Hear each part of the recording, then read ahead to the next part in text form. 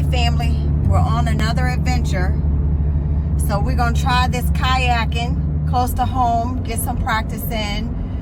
There's like a little lake park area near the house, and so we're gonna go there and get some kayaking done. It's a beautiful day out. It's like 88 degrees. It's a little warm, but it's still very nice. There's a breeze.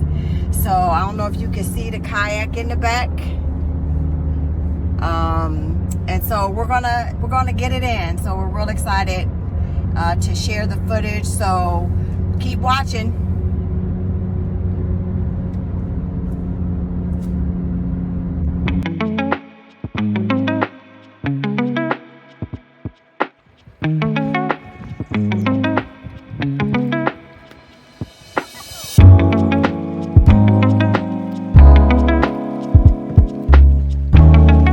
Under the bridge. Charles is pedaling.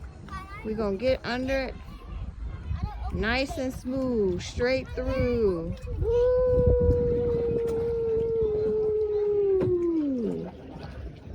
And we are on the other side.